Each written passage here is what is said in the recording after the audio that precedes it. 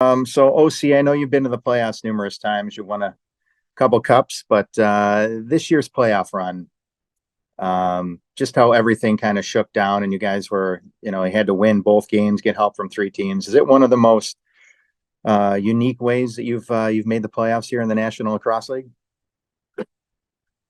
Unique's a great word to describe how we got into the playoffs. I don't know if there was any time where the group thought we weren't going to get in, whether it was during our 6-game losing streak during the year or going into the weekend, everyone saying you have 3 point whatever percent chance to make the playoffs. I don't think there was ever a time where we thought we weren't going to get in. So in the moment during the weekend, I don't think you're really in awe of what was going on. But now that you look back on it, now that we've won those 2 games to get in, I think you can look at it with a little bit of appreciation. You can look at it with a little bit of, wow, we did that. But at the time, I think we all believed that we were going to get it done no matter what happened. Rylan Hartley making 2 starts there, first in Georgia and then against Philadelphia. How much of a boost did that give the team, knowing that you had Harts in between the pipes? Yeah, I mean, Ralph is a great goalie in this league. I personally, I joined the team this year as a free agent. One of the reasons I was excited to join Rochester was because I got to play behind a goalie that I think is one of the top in the league. And unfortunately, he was out for an extended period of time during the year. And Haji did a great job stepping in, filling that void. And we were able to rally around him and kind of allow him to get his footing in the league. But anytime you're missing a player like Rylan, you're going to have some growing pains. You're going to have a little bit bigger shoes to fill. And having him back for these last 2 games, and having him back, not just back, but having him back at the level that we know he can play at, was huge. It gives you a little bit more confidence. It gives you a little bit more, fire, something to play for. I'm excited that he's back, he's healthy, and he's on our side. I asked Mike this question too. The transition lately, usually it's Kosi, Reeser, Gilray pushing the ball in transition, and you get 2 goals from Ogilvy on Friday. You get a goal from Gillies the game before in Toronto. You had your 4th goal of the year. And then you get Taylor Jensen scoring a goal. It seems that you guys are spreading the wealth in transition now. Yeah, it just seems like it's finally dropping. I think we've had a lot of opportunities throughout the year, and it just didn't seem to fall when we needed them. But the last few games, I think our defense has played solid in the back end in our own zone, and that's led to a lot of opportunities in the offensive zone for our D players. And I think part of it is understanding where we need to go in spots on the floor, where we need to push it to. And you'll see a lot of our transition includes offensive players. So I think the transition isn't just guys going on breakaways. It's not just guys going from one end of the floor to the other. It's a whole team transition. And I think we've got 10 guys back there who could bury on any given night. And I think that's what you're seeing right now, is that we do have a good defense that not just can play in our own end, but can play all sides of the floor, all ends of the floor. And I'll be ready for us. You can't just cover 2 guys. You got to cover everyone. Okay, that's good. Hey, Ethan, Adam Levy with NLL.com here. Nice to meet you. And congratulations on making the postseason. I've only got 2 quick questions for you. The first, and I know that you just heaped a lot of praise on Hartley, and obviously it's well deserved with how he's performed. But I was hoping that you could kind of dive in a little bit more into the workings of how the defensive unit in front of Hartley performed this past weekend, and especially in that game in Philadelphia. And then I guess as a follow-up, how valuable it is to have arguably your best defensive performance of the year right before the postseason. First, I'll probably answer the last part there, but it's a huge confidence boost for a team. I think we've shown glimpses throughout the year of what we can be defensively, and we've had quarters, we've had halves, we've had first half, second halves as a defensive unit where we've given up barely any opportunities and barely any goals. And I think putting that full game together has been something that that eluded us, and getting that full game effort in the last game of the year, which honestly, I ask every guy in the room, I think there's times that we could probably even play better. I think we made some mistakes that we could probably even shore up in that Philly game, but it definitely gives us a lot of confidence going into the playoffs. And at the end of the day too, we're a young team. I think by numbers, we're one of the second youngest teams in the league.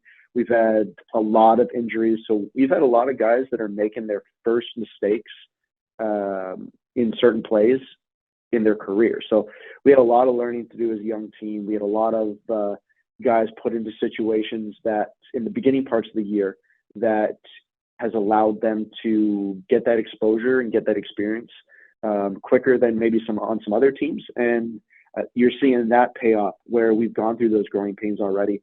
And you're seeing that pay off here right in time for playoffs, where I think we might be one of the most dangerous teams going into this one game elimination round. And then just finally for you, obviously, as Ripper was just suggesting, you've been around this league for a while and a handful of years, maybe more than a lot of your teammates. As one of the veterans of this team, take me through what it's like to be in that position where you are helping to lead the younger guys through a position maybe they're not very familiar with.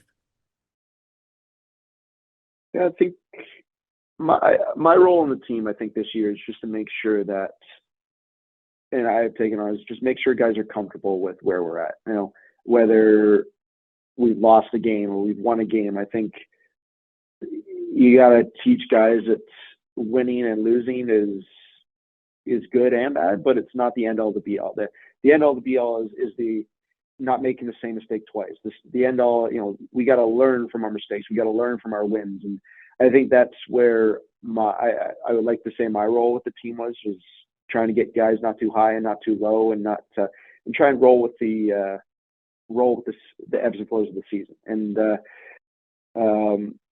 going into the playoffs, I think one of the things we talked about as a team is just get your stuff that you can control, get the non-lacrosse stuff out of the way early. I think that was one of the things I was talking about. Get the tickets ready for your family by Wednesday, or if you don't have the ability to, get someone else in your family that you trust to deal with the tickets. Lodging, stuff like that. We're going to Toronto or Hamilton, where a lot of guys' families are near. A lot of family, a lot of friends are going to be coming to the games on both sides. And that's something at this point of the year we as players can't worry about. So I think that was something that I tried to impart on the guys is, hey, yeah, you got to deal with it, but get it done by a certain date so we can start thinking about lacrosse going forward. I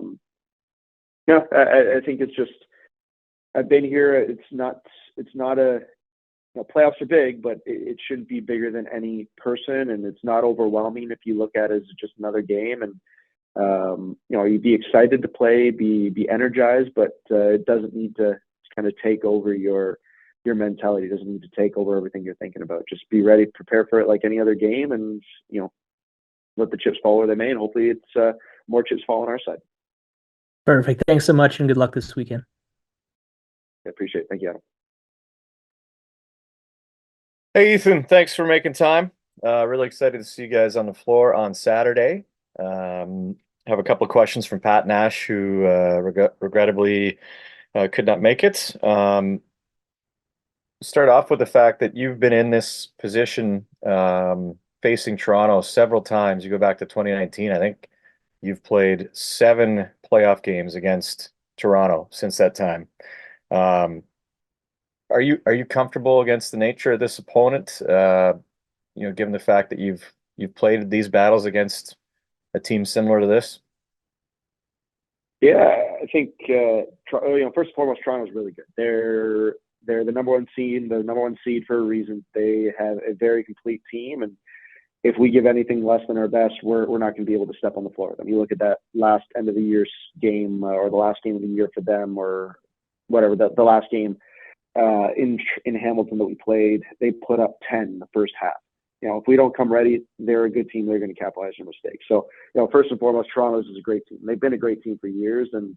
But again, I think I mentioned this earlier. It's at the end of the day, it's just another lacrosse game. You gotta use the experiences, use the mistakes from the entire year, learn from them, and use them for this next game, use them for this next moment, and just be prepared to play and be prepared to follow the game plan and make any adjustments as you need. But I don't know. I like playing Toronto. I played for Toronto my rookie year. It's a lot of good people in that organization. I'm still fond of. It's been nice, knock on wood, to be out on the good side of the ledger with Toronto, being able to beat them the last few years. And at this point, they're just an obstacle for us in Rochester now. I think you want to play the best, and we have an opportunity again to play the best, and hopefully send someone who doesn't think they're going home to go home early. Sounds like you guys have fully embraced that. It's a bit of a cliche, but that underdog mentality, or the team that sneaks in at number 8 and has to battle against the number 1 team. It sounds like you're fully embracing that role as a group. Yeah, I think we had a little. Rochester as an organization has had a little bit of a chip on their shoulder since coming to the league 4 years ago or so. And we're still in expansion. People forget we're still an expansion franchise. A lot of young players, a lot of players who maybe didn't have larger roles on previous teams have come to Rochester and been given larger roles and are using that motivation to put the team in a better spot. And you have enough guys like that with chips on their shoulder, you have to embrace that underdog mentality. And why not, right? Nobody expects us to win, so let's do it anyway. Let's spoil someone's day. I think that makes sports fun, right? Because on any given day, anyone can win. And I just think that I'm confident in our group. I think anyone in our room would say we're confident in each other. And Toronto or us, I think a lot of the guys in our room would pick us. I like it. Thanks for sharing the mentality. When you think of the situations you were in previously, and look no further than Buffalo, it's different when you have 3 games to win too. It can be different when you have just the one shot here. You're relying on a lot of things to go right. What needs to go right against Toronto for you guys to pull that off? We have to be confident in our game plan and confident with what we bring to the table. I think going into these one-game playoffs, mistakes are huge. Mistakes lead to goals. Mistakes and one goal could be the difference between winning or losing in these one-off one-game eliminations. So we need to go in fully prepared. We have to be watch as much film as we can. We have to get the right amount of water, get the right amount of food, get the right amount of sleep. You got to go into this fully.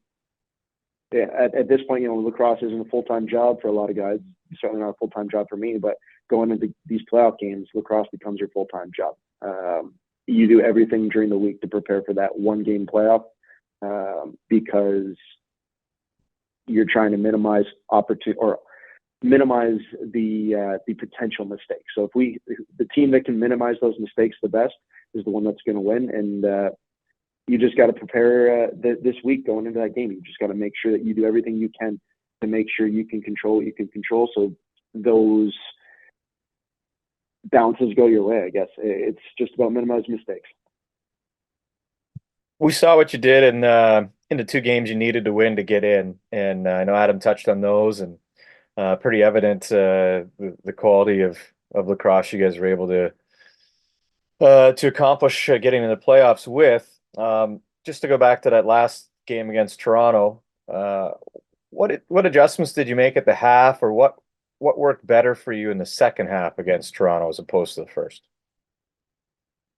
I think in the second half we got back to our game plan. I don't think we really followed our game plan in the first half. We got chasing a little bit. Obviously, we had a lot of penalty troubles in the first half, and that Toronto has one of the best power plays in the league. If we get into penalty trouble, they're going to capitalize on it. So we can't put them in that position to get, I'm not going to say easy goals, but easier goals.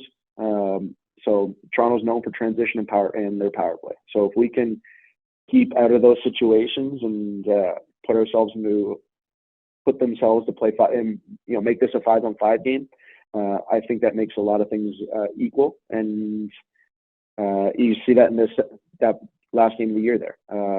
First half, transition, power play, they capitalize. Second half, not as many power plays, less transition, and we were able to stay in relatively even footing. So we just need to go into that game knowing what their strengths are and not put them into a position where they can utilize those strengths. Thanks, Ethan. We'll see you Saturday. Good luck. Yeah, appreciate it. Thanks, John. You're all set, OC. Thank you much and best of luck. Yep, appreciate it. Thank you. Yes, sir.